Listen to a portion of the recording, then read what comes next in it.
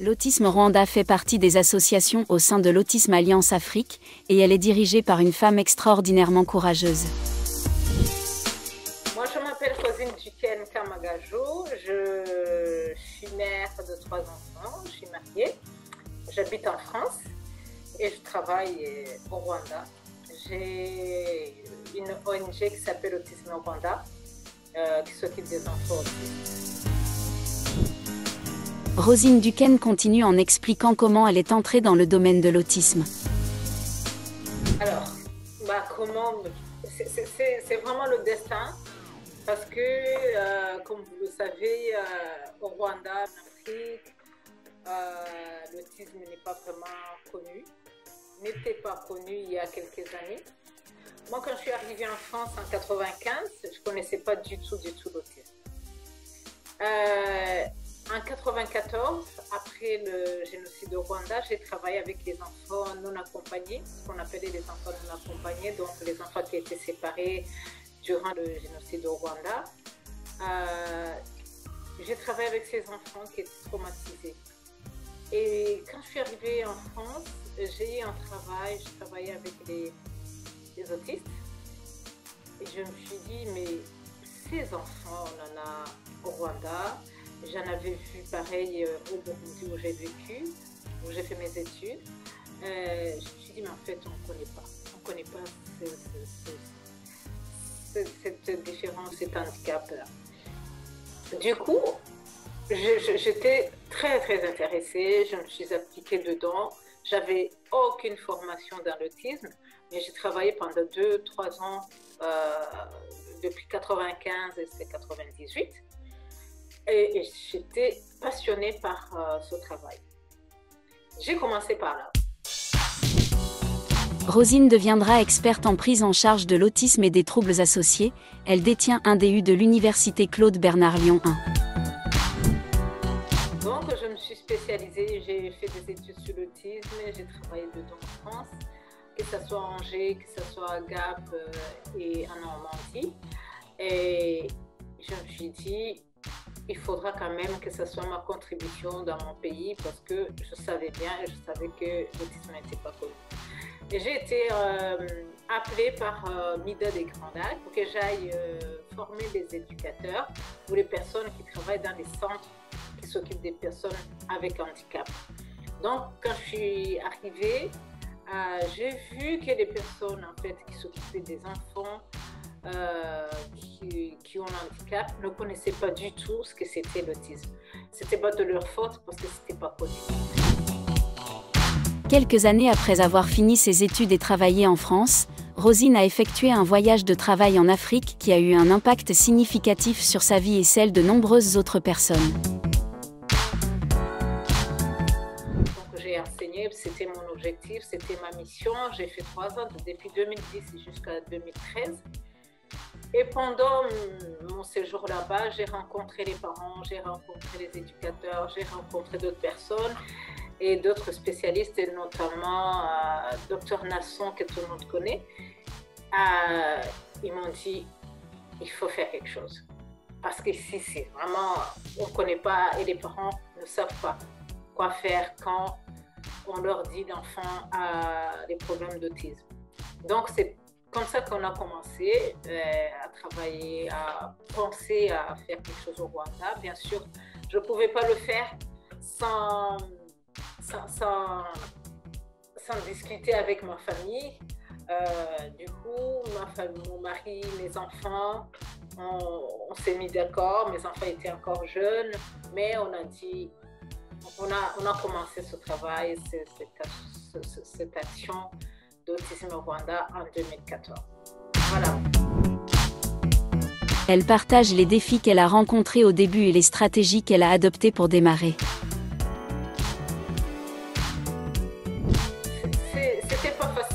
C'était pas facile parce que les gens, il y avait un problème de déni, de dire non, chez nous ça n'existait pas. L'autisme n'existait pas chez nous. Et je m'en souviens quand on a commencé, il y avait 6 enfants. 6. Mais au fur du temps, là, ça va faire 8 ans qu'on a commencé. les gens, quand on commençait à faire la publicité, on faisait la sensibilisation au niveau de la radio avec les réseaux sociaux pour parler de c'est quoi l'autisme. Ça a commencé, les gens ont commencé à comprendre, ont commencé à dire, chacun se posait la question, mon enfant est comment? Pourquoi mon enfant ne parle pas? Pourquoi mon enfant fonctionne comme ça? Pourquoi l'hyperactivité ou le comportement qui est bizarre? Parce qu'avant, comme on le sait en Afrique, la plupart disent « Oh, c'est la faute à tel, c'est la faute à tel ». Il y a toujours la faute, c'est la faute à quelqu'un. Et là, je m'en souviens que des fois, les parents me disaient « Ah, mon mari ou ma femme dit que c'est de la faute de notre famille ». Ça, c'était les premiers problèmes que j'ai rencontrés. Et d'autres, c'est, comme vous le savez, la prise en charge des personnes autistes, des enfants autistes. Ça a un coût. Ça a un coût parce que on ne peut pas prendre un enfant autiste et le mettre dans une école où il y a 10, 15 enfants dans une classe. Ce n'est pas possible. C'est une prise en charge individuelle et personnalisée. Et ça, c'était vraiment un vrai handicap dans notre travail parce que le coût ne va pas avec la vie, le coût de la vie des Rwandais ou en Afrique. Là, je parle du Rwanda, mais partout en Afrique, c'est comme ça. Ça coûte énormément cher pour avoir une bonne prise en charge appropriée pour chaque enfant.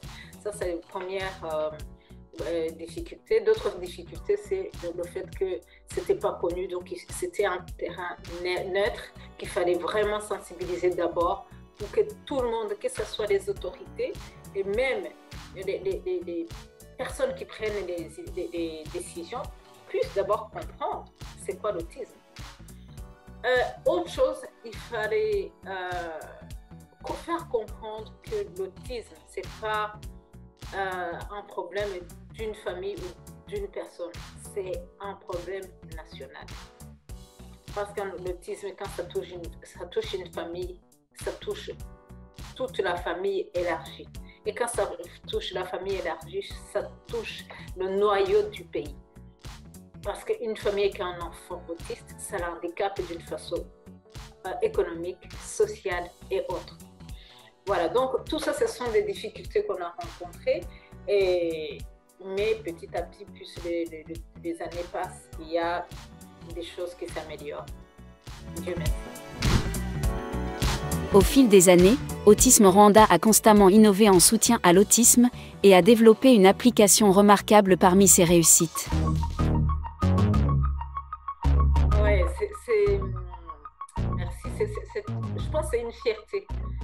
C'est une fierté de Autisme Rwanda.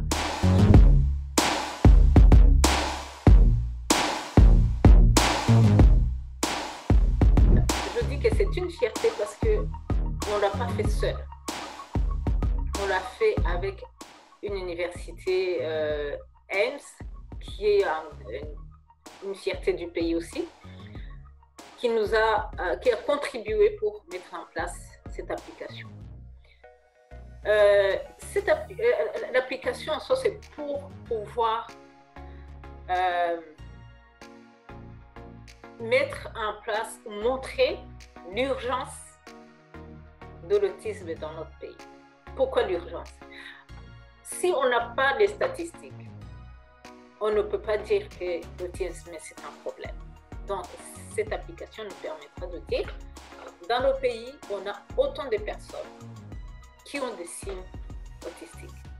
Si on a ce nombre-là, le gouvernement verra, même si aujourd'hui on travaille avec le gouvernement, on travaille avec le ministère de la Santé, de l'Éducation et de l'Intérieur, c'est que je suis vraiment très très fière de mon pays parce que le fait de travailler avec eux, c'est se rendre compte, c'est qu'ils ont compris la voix des parents, la voix des personnes qui parlent de l'autisme. Donc, quand je dis cette application, c'est une fierté, ça va nous permettre d'avoir ces statistiques dans très peu de temps.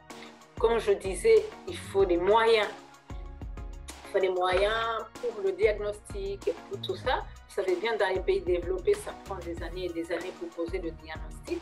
Mais tant que nous, on aura même le nom des personnes qui ont des signes autistiques, ça nous permettra de réveiller, de montrer au pouvoir public que voilà, l'urgence est là, donc on peut agir et prendre des décisions conséquentes. Et puis, autre chose, c'est que le plan national pourra se mettre en place très très vite parce que c'est un besoin qui sera visible. Rosine affirme que grâce à cette application de dépistage, il est possible d'identifier rapidement les individus à risque, de les accompagner et de les orienter dès leur détection. La détection précoce, c'est quelque chose de très très important. Pourquoi? Plus on s'occupe de l'enfant très très tôt, plus il a la chance de s'en sortir ou de s'intégrer. Il y a un problème de communication, on peut travailler sur la communication. Il y a un problème de propreté par exemple, on peut travailler sur ce problème-là. Mais un enfant qui vient à 10 ans et un enfant qui vient à 2 ans, c'est tout à fait différent. Parce que des fois, il y a un enfant de 2 ans qui n'est pas propre, 3 ans, 4 ans qui n'est pas propre. Quand je dis un enfant qui a toujours des pampers, à 5 ans, les parents commencent à s'inquiéter, ils commencent à cacher l'enfant.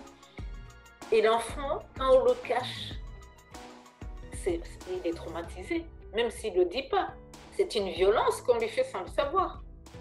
L'enfant, à 10 ans, il a déjà connu pas mal de violences de la part de la société, parce qu'il n'est pas compris, parce qu'on ne sait pas pourquoi il se comporte comme ça. On va dire l'enfant, il est mal élevé, ceci, cela, parce qu'ils ne comprennent pas.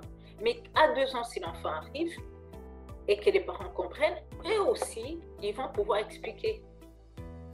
Voilà, l'enfant est autiste, c'est pour ça et ça et ça. Et les parents et la famille, ils vont comprendre. Ah, c'est quoi l'autisme?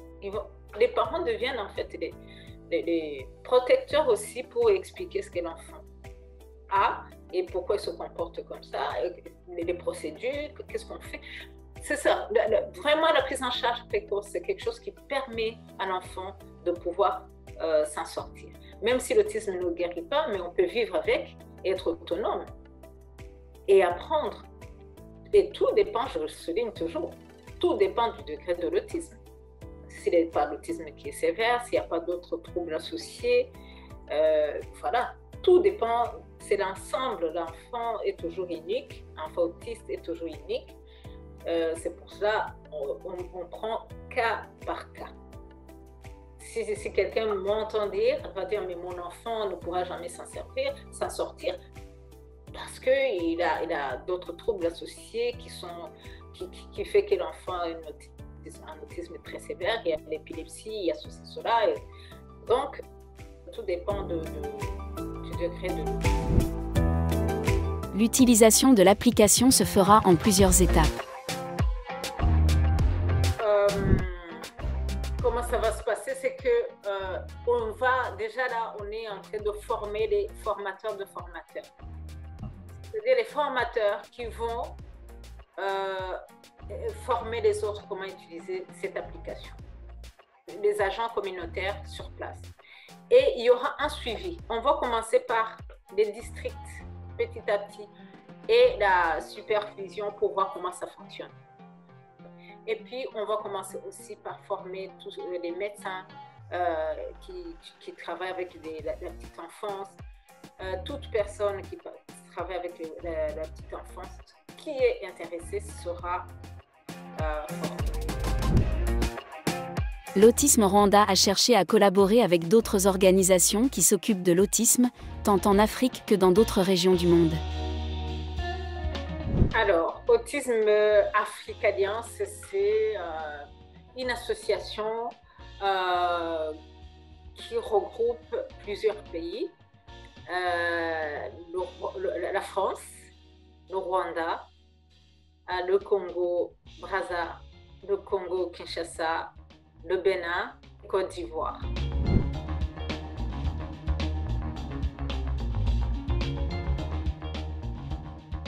Ça a été pensé déjà à Grenoble, le jour de la première formation. On était là en tant que plusieurs pays d'Afrique et la France qui nous avait réunis, parce que c'est la France qui nous avait invités. Donc là, moi, je dis, c'est une opportunité de voir autant de pays d'Afrique qui se réunissent pour parler de l'autisme. On peut créer quelque chose qui va nous permettre de sensibiliser sur l'autisme. L'autisme sur le continent, ça va nous permettre d'avoir une force au niveau du continent pour parler vraiment de l'autisme. Et là, j'ai proposé ça. Et puis après, on a continué à réfléchir. Après, on a fait une conférence au Rwanda. Tous les pays étaient présents. Et après, on a été en Côte d'Ivoire. Après, on a été au Congo-Brazza.